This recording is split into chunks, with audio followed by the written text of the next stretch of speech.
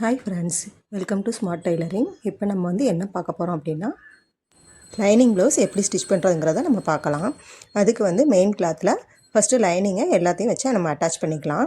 First நம்ம கையை எடுத்துக்கலாம். கையில் லைனிங் கிளாத்தை வச்சு நம்ம அட்டாச் பண்ணிக்கலாம்.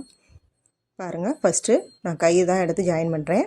அதில் லைனிங் கிளாத்தை வச்சு ஃபஸ்ட்டு ஒரு தையல் போட்டுட்டு திருப்பி நல்ல பக்கம் திருப்பி இன்னொரு தையல் நம்ம போட்டு எடுத்துக்கலாம். அதே மாதிரியே இன்னொரு கையையும் நம்ம அதே மாதிரி ஃபஸ்ட்டு நல்லா மெயின் கிளாத்தை நல்ல பக்கமும் லைனிங்கை கெட்ட பக்கமும் போட்டு நம்ம ஒரு தையல் போட்டுட்டு அதை திருப்பி வச்சு நம்ம அந்த கார்னரில் ஒரு தையல் போட்டு எடுத்துக்கலாம். எடுத்துட்டு இப்போ சுற்றிலும் நம்ம அந்த கையில் ஒரு தையல் போட்டு எடுத்துக்கலாம். இதுக்கு நம்ம பெரிய தையல் போட்டு நம்ம லைனிங்கோட நம்ம துணி நழுகாமல் இருக்கிறதுக்கு தான் இந்த தையலை நம்ம போடுறது. அதனால் உள்ளுக்கு லைனிங் இழுத்து பிடிச்ச மாதிரியும் மெயின் கிளாத்தை லூஸில் விட்டோம்னா ஒரு மாதிரி போடும்போது மெயின் கிளாத்தை எதுவும் நம்ம சேர்ந்து இல்லாமல் பார்க்குறதுக்கு லுக்காக இருக்காது. அதனால் நம்ம நல்லா நீட்டாக லைனிங்கில் மெயின் கிளாத்தை வச்சு நம்ம ஜாயின் பண்ணணும். பாருங்கள், நம்ம ரெண்டு கையுமே நம்ம அட்டாச் பண்ணி எடுத்தாச்சு. இப்போ அடுத்தது ஃப்ரண்ட் பார்ட் எடுத்துக்கலாம். ஃப்ரண்ட்டில் நம்ம ஃபஸ்ட்டு நெக்கு தான் நம்ம தைக்கணும். நான் இது பாட் நெக் கொடுத்துருக்காங்க, அதுக்கு லேஸ் வச்சு நான் ஸ்டிச் பண்ண போகிறேன். அதனால் நான் கழுத்து நான் அடித்து திருப்பிக்கிறேன். முதல்ல ஃப்ரண்ட் நெக்கை ஃபஸ்ட்டு நம்ம கெட்ட பக்கம் வச்சு ஒரு தையல் நம்ம போட்டு எடுத்துடலாம். அதில் ஒரு கிராஸ் கட் கொடுத்துட்டு நம்ம உள்ளே திருப்பி விட்டு இன்னொரு தையல் படிமான தையல் போட்டுக்கலாம். பாருங்கள், நெக்கில் கரெக்டாக நம்ம ஒரு படிமான தையல் அளவுக்கு நம்ம ஒரு தையல் போட்டுக்கணும். போட்டுக்கிட்டால் தான் நம்ம கட் பண்ணி கூட ஆர்காட் பண்ணுறதுன்னு சொல்லலாம், கட் பண்ணுறது சிசர் கட் பண்ணுறதுன்னு சொல்லலாம். அதை கட் பண்ணி விட்டோம்னா அங்கே சுருக்கங்கள் விழுகாது கழுத்தில். அதை கட் பண்ணி விட்டுட்டு மேலே ஒரு தையல் போட்டுட்டு இப்போ லைனிங்கையும் மெயின் கிளாத்தையும் அப்படியே மேலே சைட்லலாம் நம்ம நழுகாமல் இருக்கிறதுக்கு ஒரு ஸ்டிச் போட்டு எடுத்துக்கலாம். பாருங்கள், நான் அதே மாதிரி மெயின் கிளாத்தையும் லைனிங்கையும் ஒன்றா அட்டாச் பண்ணிட்டேன். இப்போ அதே மாதிரி இந்த சைடு உள்ள ஃப்ரண்ட் பார்ட்டையும் நம்ம அதே மாதிரி நெக்கை அடித்து திருப்பிட்டு கார்னரில் ஒரு ஸ்டிச் போட்டுடலாம். இதே நம்ம லேஸ் ஒர்க் கொடுக்கல அப்படின்னா கிராஸ் பீஸ் வச்சு ஜாயின் பண்ணுவோம். அதுக்கு நம்ம அடித்து திருப்ப வேண்டியதில்லை. இதுக்கு நம்ம நெக்கை அடித்து திருப்பிடலாம். திருப்பிட்டோம்னா நம்ம லேஸ் மேலே கொடுக்கும்போது அந்த இடத்துல நமக்கு நல்லா ஸ்ட்ராங்காக தான் இருக்கும். இல்லை நீங்கள் ப்ளெயினாக தைக்கும் போது நீங்கள் கிராஸ் பீஸ் கொடுத்து செஞ்சிங்கன்னா தான் அந்த இடத்துல நமக்கு நல்லா ஸ்டிஃப்னஸ் கிடைக்கும். அதை பார்த்துக்கோங்க. லேஸ் ஒர்க்குக்கு நம்ம அடித்து திருப்பிக்கலாம், அதனால ஒன்றும் ப்ராப்ளம் வராது. இப்போ நான் ஃப்ரண்ட் பார்ட்டை லைனிங்கோட வச்சு அட்டாச் பண்ணிட்டேன். இப்போ எக்ஸ்ட்ரா உள்ள பீஸ்லாம் நம்ம கரைச்சி விட்டுடலாம். கரைச்சி விட்டுட்டு இப்போ ஃப்ரண்ட் பார்ட் ரெண்டும் கை ரெண்டையும் நம்ம லைனிங்கோட அட்டாச் பண்ணி வச்சிட்டோம். இப்போ பேக் நெக்கு நம்ம பாட் நெக் கேட்டிருக்காங்க. அந்த பாட் நெக்குக்கு நம்ம ஃப்ரண்ட் பார்ட்டுக்கு எப்படி நம்ம கழுத்து அடித்து திருப்பினோமோ அதே மாதிரி இதுக்கும் கழுத்து அடித்து திருப்பிக்கலாம். அந்த ஒரு படிமான தையல் அளவுக்கு நம்ம ஒரு தையல் போட்டுக்கலாம். ஒரு தையல் போட்டுட்டு அதை சிசர் கட் கொடுத்துக்கலாம். அப்படி கட் கொடுக்கும்போது தான் அந்த நெக்கோட வளைவுகள்கிட்டலாம் நமக்கு சுருக்கங்கள் வராது. அதனால் அந்த சிசர் கட் கொடுத்துட்டு நீங்கள் திருப்புங்க. அப்போ தான் நீங்கள் திருப்பி ஒரு தையல் போடும்போது சுருக்கம் இல்லாமல் நல்லா ஃபினிஷிங் நல்லா நீட்டாக இருக்கும். பாருங்கள், இப்போ பாட் நெக்குக்கு அந்த கார்னருக்கு நம்ம கரெக்டாக உள்ளே திருப்பி விட்டுக்கலாம். அந்த எட்ஜிலலாம் நமக்கு அந்த கார்னர் கரெக்டாக அந்த ஷேப் தெரியணும். அதுக்காக நல்லா திருப்பி நல்லா உள்ளே இது பண்ணி விட்டுக்கோங்க, நீட்டாக எடுத்து விட்டுக்கோங்க. எடுத்து விட்டுட்டு இப்போ அதுக்கு மேலே ஒரு படிமான தையல் போட்டு எடுத்துக்கலாம். படிமான தையல் போட்டு நம்ம எடுத்துட்டு திருப்பி நம்ம அந்த சைடில் நம்ம சொன்ன மாதிரியே லைனிங் கிளாத்தையும் மெயின் கிளாத்தையும் வச்சு நம்ம ஒரு தையல் போடணும். எப்போவுமே நான் நெக்குக்கு சொல்லியிருக்கேன், நீங்கள் பொறுமையாக கொஞ்சம் நெக்கு பார்த்து தையல் போடுங்க. அப்போ தான் சுருக்கம் இல்லாமல் நல்லா நீட்டாக வரும்னு நான் சொல்லியிருக்கேன். விரிவாகவும் வராது, ஷோல்டர் லூஸும் வராது. அதை கொஞ்சம் பார்த்து ஸ்டிச் பண்ணிக்கோங்க. இப்போ பாருங்கள், அந்த எட்ஜில் நான் ஒரு தையல் போட்டுட்டேன். இப்போ லைனிங்கில் மெயின் கிளாத்தோட அந்த எட்ஜில் ஒரு தையல் போட்டுக்கலாம். இந்த தையல் நம்ம பெரிய தையல் போட்டுக்கலாம். ஏன்னா அதுக்கப்புறம் நம்ம ஸ்டிச் பண்ணும்போது சின்ன தையலாக வச்சு ஸ்டிச் பண்ணோம்னா தான் நமக்கு தையல் பிரிஞ்சு வராது. ப்ளவுஸ் போடும்போது பிரிஞ்சு வராது. நம்ம பெரிய தையலே வச்சு தைச்சோம்னா சீக்கிரமாக அந்த ஃபிட்டிங் தையல் பிரிஞ்சிரும். ஏன்னா இப்படி தைச்சி கொடுத்துருங்கிற கம்ப்ளைண்ட் வர்றதுக்கு சான்ஸ் இருக்குது. அதனால் நீங்கள் அதை கொஞ்சம் பாருங்கள். லைனிங்கில் நம்ம மெயின் கிளாத்தை அட்டாச் பண்ணும்போது அந்த கார்னர் தையலுக்கு மட்டும் பெரிய தையல் வச்சு போட்டுக்கோங்க. அதுக்கப்புறம் நம்ம ஸ்டிச்சிங் ஃபுல்லாகவுமே நம்ம சின்ன தையல் தான் வச்சு ஜாயின் பண்ணணும். அதை கொஞ்சம் கவனமாக பார்த்துக்கோங்க. அதே மாதிரி எட்ஜிலலாம் அந்த அந்த ரஃப் தையல் கொடுத்துட்டிங்கன்னா தான் பிரியாது. அதை பார்த்துக்கோங்க. இப்போ பின்னாடி 2 டாட் பிடிச்சாச்சு. இப்போ பேக் சைடு நம்ம ஃபுல்லாக ஃபினிஷ் பண்ணியாச்சு. இப்போ ஃப்ரண்ட்டில் நம்ம மெயின் டாட் பிடிச்சிக்கலாம். ஃப்ரண்ட்டில் மெயின் டாட்டு, பட்டி சைடு அந்த 3 டாட்டுமே நம்ம கரெக்டாக பிடிச்சிக்கணும். நம்ம ஏற்கனவே நம்ம கட் பண்ணும்போதே நம்ம ஆர்காட் பண்ணி வச்சுருப்போம். அந்த அளவுகளை வச்சு கரெக்டாக 3 டாட்டுமே பிடிச்சிக்கோங்க. ஃபஸ்ட்டு ஒரு சைடு 3 டாட்டுமே நம்ம பிடிச்சிடலாம். அடுத்தது இன்னொரு சைடும் நம்ம அதே மாதிரி சென்ட்ரு டாட்டு, பட்டி டாட்டு, ஹாம்கோல் டாட் 3 டாட்டுமே கரெக்டாக பிடிச்சிக்கலாம். அதே மாதிரி அதில் டபுள் தையல் போட்டுக்கோங்க. சிங்கிள் தையல் போடாதீங்க. டபுள் தையல் போட்டிங்கன்னா நல்லா ஸ்ட்ராங்காக இருக்கும், பிரிஞ்சு வராது. அது மாதிரி டபுள் தையல் போட்டு எடுத்துக்கோங்க. இப்போது நம்ம 3 டாட்டுமே 2 சைடுமே நம்ம பிடிச்சி எடுத்தாச்சு. இப்போ அது கரெக்டாக இருக்கா அப்படின்னு நம்ம செக் பண்ணிக்கலாம். ரெண்டு இதையுமே நம்ம 3 டாட் பிடிச்சோம் இல்லையா, அதை கரெக்டாக நம்ம வச்சு பார்க்கணும். இப்போவே நம்ம கரெக்ஷன் இருந்துச்சுன்னா பண்ணிக்கலாம். இல்லைன்னா பட்டி ஜாயின் பண்ணும்போது ஏற்றத்தாழ்வு வந்ததுன்னா அதுக்கப்புறம் நீங்கள் சரி பண்ண முடியாது. அதனால் ஒவ்வொன்றுமே நம்ம பண்ணிவிட்டு செக் பண்ணிக்கணும். செக் பண்ணிவிட்டு ஆரம்பத்துலேயே நமக்கு கரெக்ஷன் இருந்தால் பண்ணிக்கலாம். இப்போ அடுத்தது நம்ம பட்டி ஜாயின் பண்ணணும். இப்போ பட்டிக்கு லைனிங் கிளாத்தில் ஒரு சிங்கிளான எடுத்துக்கிறேன் நான். இதே மெயின் கிளாத்தில் டபுளாக நான் போடுறேன் பாருங்கள் பட்டி. இதெல்லாம் நான் கட் பண்ணும்போதே ரெடி பண்ணி வச்சுருவேன். இப்போ உங்களுக்கு நான் சொல்லணுங்கிறதுக்காக நான் கட் பண்ணாமல் இப்போ நான் கட் பண்ணி உங்களுக்கு காமிக்கிறேன். பட்டியை டபுளாக போட்டிருக்கேன். அளவுகள் நான் ஏற்கனவே செக் பண்ணிட்டேன். நீங்கள் அந்த அளவுகள் பட்டி அளவு ப்ளவுஸை வச்சு ஒரு தடவை செக் பண்ணிக்கோங்க. கரெக்டாக இருக்கான்னு பார்த்துட்டு செக் பண்ணிவிட்டு, இப்போது நம்ம மெயின் கிளாத்தில் டபுளாக கொடுத்துருக்கோம், லைனிங்கை சிங்கிளாக கொடுத்துருக்கோம். அதை எக்ஸ்ட்ரா உள்ளதை கரெக்ட் பண்ணிவிட்டு இப்போ அதை 3ஆக கொடுத்துடணும். பாருங்கள், மெயின் கிளாத்தை நான் டபுளாக ஃபோல்ட் பண்ணியிருக்கனால அப்படியே போட்டு லைனிங்கை உள்பக்கம் வச்சு இப்போது அந்த மெயின் ஃப்ரண்ட் டாட் பிடிச்சோம் இல்லையா, அது அந்த கிளாத்தில் வச்சு நம்ம அட்டாச் பண்ணிக்கலாம். இப்போ இது தையல் தெரியாமல் இருக்கிறதுக்கு நான் ஏற்கனவே உங்களுக்கு சொல்லியிருக்கேன். நீங்கள் வீடியோ முன்னாடி நான் போட்டிருந்த வீடியோவை போய் செக் பண்ணிங்கன்னா அதில் தெரியும். நான் டீட்டெயிலாக சொல்லியிருக்கேன். எப்படி 3 பட்டியும் வச்சு நான் வெளியில் தையல் தெரியாமல், அந்த பிசிறு தெரியாமல் எப்படி தைக்கிறதுங்கிறத நான் டீட்டெயிலாக சொல்லியிருக்கேன். நீங்கள் பார்த்து தெரிஞ்சுக்கோங்க. இப்போது நம்ம பட்டி 2யுமே அட்டாச் பண்ணிடணும். அட்டாச் பண்ணிவிட்டு சிசர் கட் கொடுக்கணும். கொடுத்துட்டு உள்பக்கம் திருப்பி விட்டுட்டோன்னா அந்த தையல் உள்ளே போயிடும். உள்ளே போயிடும்போது நமக்கு பிசிறு வெளியே தெரியாது. அதுக்கு மேலே ஒரு படிமான தையல் மட்டும் போட்டால் போதும். பாருங்கள், எப்போவுமே இந்த தையல் தொழில் ரொம்ப ரொம்ப பெஸ்ட்டான தொழில். ஒவ்வொரு வீடியோ நான் போடும்போதும் நான் சொல்லிக்கிட்டே இருக்கேன். கண்டிப்பாக இந்த தையல் நான் சொல்லித்தரது உங்களுக்கு புரியுதா இல்லையான்றதை நீங்கள் எனக்கு கமெண்ட் பண்ணுங்கள். எது வேறு மாதிரி நான் போடணும் அப்படின்னாலும் கூட எனக்கு சொல்லுங்கள். கண்டிப்பாக நான் வேறு மாதிரி நான் உங்களுக்கு கொடுக்குறேன். நம்ம வீட்டில் இருந்தே செய்கிறதுக்கு ஒரு சிறப்பான தொழில் எதுனா இந்த தையல் தொழிலை நம்ம சொல்லிக்கலாம். நம்ம வீட்டு வேலைகளெல்லாம் முடிச்சுட்டு நம்ம ஃப்ரீயாக இருக்கிற நேரம் ஒரு 2 மணி நேரம் இதுக்காக ஸ்பெண்ட் பண்ணோம்னா நமக்கு போதும். நம்ம கண்டிப்பாக நம்ம வருமானம் பண்ண முடியும். பாருங்கள், நான் உள்பக்கம் திருப்பி விட்டுட்டேன். பிசிறு தெரியாமல் மேலே ஒரு படிமான தையல் நான் போட்டுக்கிறேன். மேலே ஒரு படிமான தையல் போட்டு எடுத்துக்கலாம். 2 சைடுமே அதே மாதிரி ஒரு படிமான தையல் போட்டுட்டு எக்ஸ்ட்ரா உள்ள கிளாத்தை நம்ம கரைச்சி விட்டுடலாம். அதே மாதிரியே 2யும் சைடு நம்ம வச்சு பார்க்கணும் அளவு.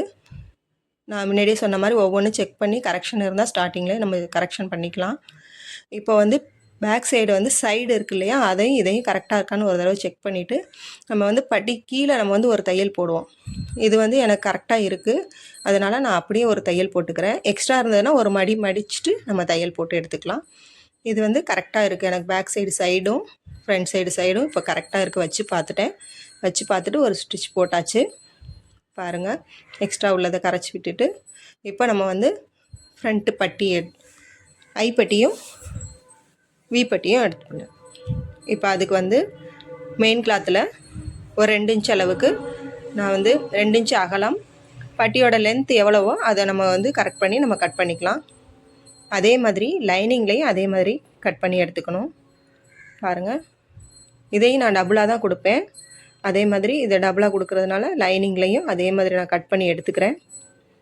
மெயின் கிளாத் மட்டும் 2 இன்ச் அளவு எடுத்தால் போதும். லைனிங்கில் நம்ம 1 இன்ச் இருந்தாலே போதும். நமக்கு அந்த ஸ்ட்ராங் கொடுக்கறதுக்காக தான் உள்ளுக்கு நம்ம லைனிங் கொடுக்குறோம். அதனால் அது நமக்கு கம்மியாக இருந்தாலும் ஒன்றும் பிரச்சனை இல்லை. பாருங்கள், இப்போ கொக்கிப்பட்டி நம்ம டபுளாக ஃபோல்ட் பண்ணி ஒரு தையல் போட்டு மேலே ஒரு தையல் போட்டுட்டேன். இப்போ ஐப்பட்டிக்கு டபுளாக ஒரு தையல் போட்டிருக்கேன். இதை மடித்து ஃபோல்ட் பண்ணி ஒரு தையல் போட்டு எடுத்துக்கலாம். நம்ம வந்து பட்டி தைச்சி முடிச்சிட்டோம் அப்படின்னா ஃப்ரண்ட் பார்ட் நம்ம வந்து ரெடி பண்ணிடலாம். நம்ம ஏற்கனவே பேக் பார்ட் நம்ம ரெடி பண்ணி வச்சுருக்கோம். கையை நம்ம வந்து லைனிங்கோடு அட்டாச் பண்ணி வச்சுருக்கோம். இப்போ ஃப்ரண்ட் மட்டும்தான். இப்போ இந்த ஐப்பட்டி நம்ம வந்து பாருங்கள், இது வந்து நான் வந்து வீப்பட்டி மாதிரி நான் அதிலே கொடுக்கல. வந்து அவங்க வந்து கொக்கியும் பார் கட்டி கொடுக்க சொல்லியிருக்கிறாங்க. அதனால் நான் இதில் வந்து வீப்பட்டி போடல. நேராகவே தையல் போட்டு ஒரு படிமான அளவு இன்னொரு தையல் நான் போட்டு எடுத்துக்கிறேன்.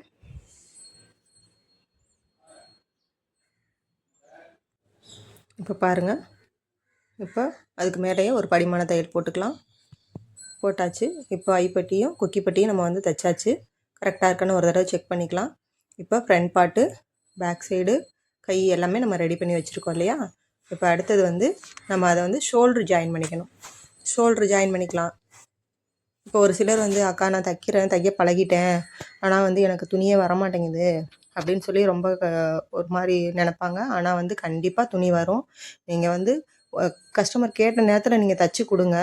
பக்கத்தில் அக்கம் பக்கத்தில் கேட்டு வாங்கி தைச்சி கொடுங்க. அவங்க ஃபிட்டிங் சரியாக இருந்ததுன்னா அவங்க ஒரு 10 பேர்த்திட்ட சொல்லுவாங்க. அவங்களுக்கு கண்டிப்பாக துணி வரும். நீங்கள் ஒன்றும் பயப்படாமல் ஆனால் தைங்க. நம்ம தைச்சி கொடுக்குறது சரியாக இருக்குமா, அவங்க சண்டை போடுவாங்களான்னு மட்டும் நினைக்காதீங்க. கண்டிப்பாக போக போக நம்ம தைக்க நம்ம கண்டிப்பாக ப்ராக்டிஸ் ஆக ஆக நல்லா வந்துடும். நீங்கள் வீட்டிலேருந்தே கண்டிப்பாக இந்த தொழில் பண்ணலாம். இப்போ பாருங்கள், ஷோல்டர் நம்ம ஜாயின் பண்ணியாச்சு. இப்போ வந்து கழுத்தில் வந்து நம்ம லேஸ் ஒர்க் கொடுக்கணும்னு சொல்லிட்டு இருந்தேன் இல்லையா, அதுக்கு முன்னாடி நாட் வச்சு கேட்டிருக்கிறாங்க. இப்போ நம்ம நாட்டு ஏற்கனவே நான் ரெடி பண்ணி வச்சுருக்கிறேன். இப்போ பாருங்கள், அந்த பார்ட்னருக்குனால அந்த கார்னர் நம்ம எஜ்ஜு திருப்பி விட்டுருந்தோம் இல்லையா, அந்த இடத்துல நம்ம நாட் வச்சு ஸ்டிச் பண்ணிக்கலாம். பாருங்கள், நான் நாட் ரெடி பண்ணி வச்சுருக்கிறேன். ஏன்னா கைக்கு பார்ட்ரு கொடுத்தோம் இல்லையா, இடுப்புக்கு பார்ட்ரு வேணான்னு சொல்லிட்டதுனால அதை வந்து நான் வந்து 1 பை 1 3 அந்த கீழே தொங்கும் இல்லையா நாட்டுக்கு கீழே, இப்போல்லாம் மணி யாரும் விரும்புகிறதில்ல இல்லையா, அதனால் அந்த மாதிரி வச்சுருக்கிறேன். இதுதான் இப்போ ஃபேஷன். அது மாதிரி வச்சு கேட்டிருக்கிறாங்க. நான் அந்த மாதிரி வச்சு ஸ்டிச் பண்ணியிருக்கேன். அதை வந்து நம்ம அந்த கார்னரில் வச்சு ஸ்டிச் பண்ணிக்கலாம். ஒரு சைடு ஸ்டிச் பண்ணிட்டேன். இப்போ இன்னொரு சைடும் அந்த கார்னர் திருப்பிட்ட இடத்துல நம்ம கரெக்டாக வச்சு அந்த நாட்டை வச்சு ஸ்டிச் பண்ணி எடுத்துக்கலாம். பாருங்கள், அடுத்த இடத்துலையும் நம்ம அந்த கார்னரில் ஸ்டிச் பண்ணி எடுத்துக்கலாம். பேக் ஸ்டிச் கொடுத்து எடுங்க, அப்போ தான் வந்து தையல் பிரியாது, நாட்டு வந்து கலண்டுட்டு வராது. அதை கொஞ்சம் பார்த்து ஸ்டிச் பண்ணிக்கோங்க. இப்போ வந்து நம்ம வந்து அந்த லேஸ் வந்து நான் சிம்பிளாக கேட்டிருக்குறாங்க, அதனால் ஒரு 4 இன்ச்சுக்கும் கம்மியாக தான் இருக்கும். அந்த லேஸ் வச்சு ஸ்டிச் பண்ண போகிறேன். பாருங்கள், பேக் நெக்குக்கு ஃப்ரண்ட் பார்ட்டுக்கு மட்டும் கொடுத்துக்கலாம். எப்போவுமே லெஃப்ட் சைடு நமக்கு தேவையில்லை. ஷோல்டர்லேருந்து நம்ம லேஸ் வச்சு ஸ்டிச் பண்ணிக்கலாம்.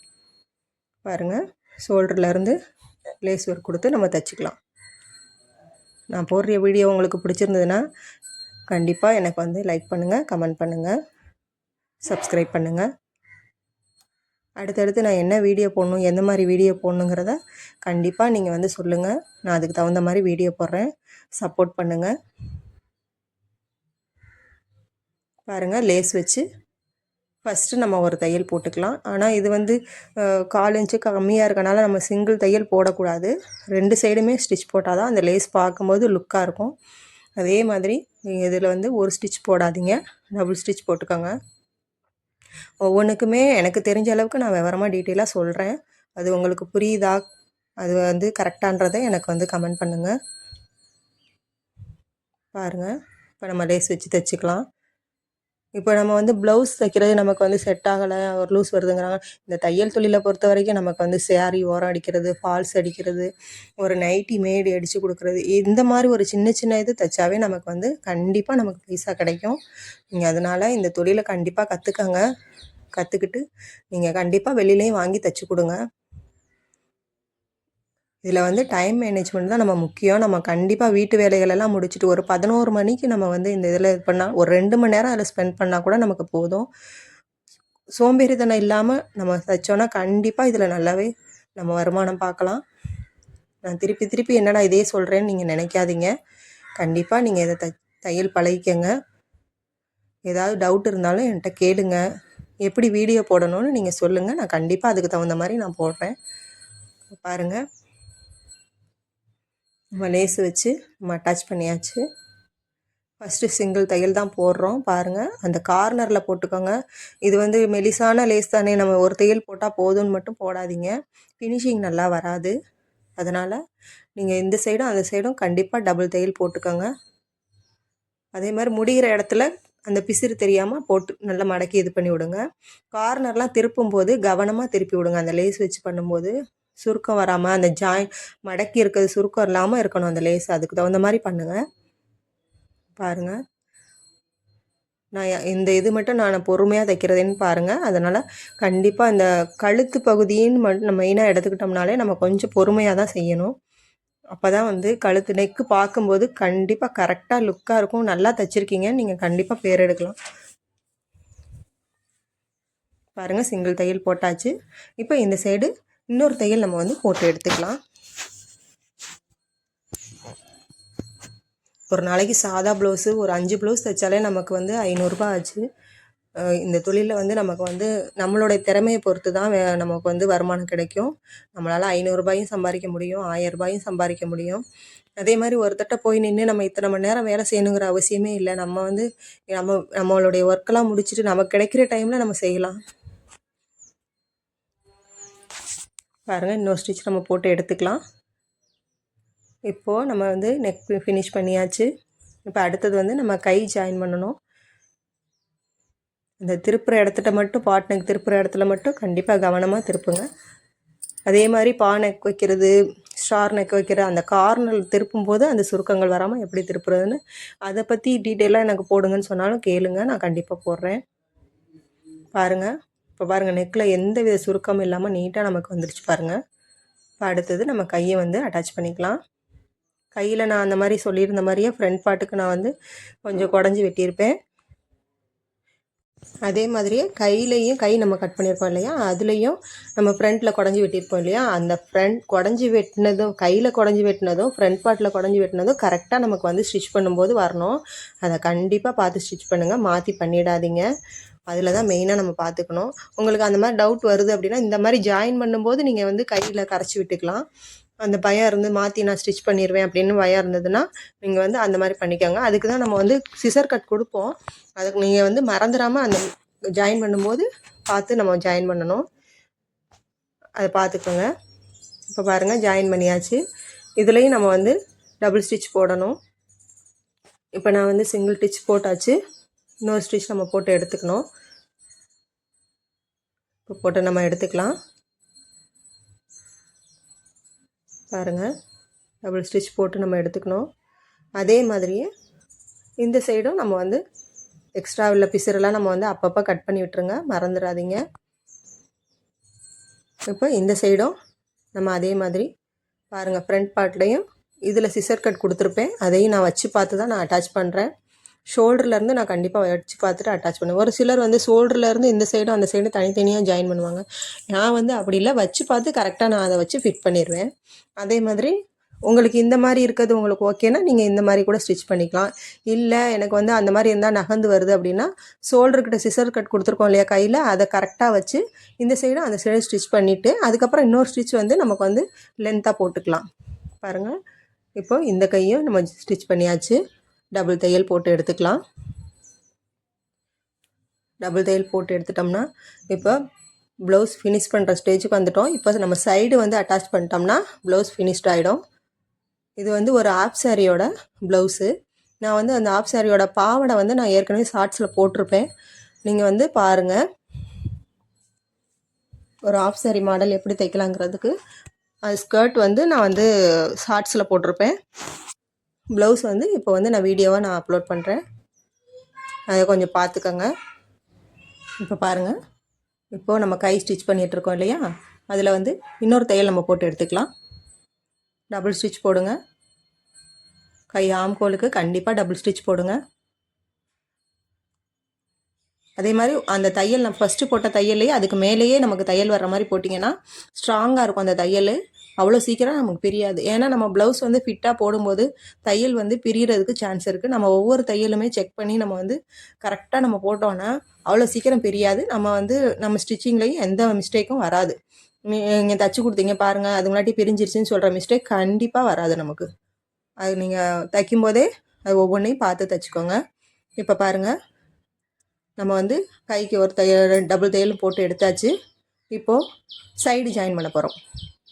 சைடில் வந்து நம்ம வந்து அளவு மார்க் பண்ணி வச்சுருக்கோம் இல்லையா, ஃப்ரண்ட்டும் பேக்கும். அந்த ஃப்ரண்ட்டும் பேக்கும் அளவு மார்க் பண்ணி வச்சதை கரெக்டாக வச்சு ஆம்கோலில் வந்து கையும் ஆம்கோலும் ஜாயின் பண்ணுற இடத்துல கரெக்டாக வரணும், அந்த ப்ளஸ் சிம்பிள் வரணும். அந்த மாதிரி கரெக்டாக வச்சு நம்ம வந்து ஏற்கனவே நம்ம வந்து சைடில் அளவு பார்த்தா நம்ம மடித்து அடிச்சிருக்கோம். அதனால் இது ஏற்றத்தாழ்வு வராது. ஒரு சிலருக்கு அதிக மிஸ்டேக் வர்றதே இந்த மிஸ்டேக் தான் வரும். ஏன்னா வந்து அது கரெக்டாக வரமாட்டேங்குது, எங்களுக்கு ஏற்றத்தாழ்வு வருது அப்படின்னா நீங்கள் வந்து அதை வந்து தைக்கும் போதே ஒவ்வொரு ஸ்டெப் பை ஸ்டெப்பாக நம்ம வந்து செக் பண்ணிட்டோம்னா எந்த மிஸ்டேக்கும் வராது. இந்த மாதிரி ஜாயின் பண்ணும்போது இப்போ பாருங்கள், எனக்கு எந்த மிஸ்டேக்கும் இல்லாமல் கை ஜாயின் பண்ணிட்டேன் பாருங்கள். சைடு அந்த சைடை வந்து இப்போ வந்து 3 தையல் நம்ம போட்டு எடுத்துக்கலாம்.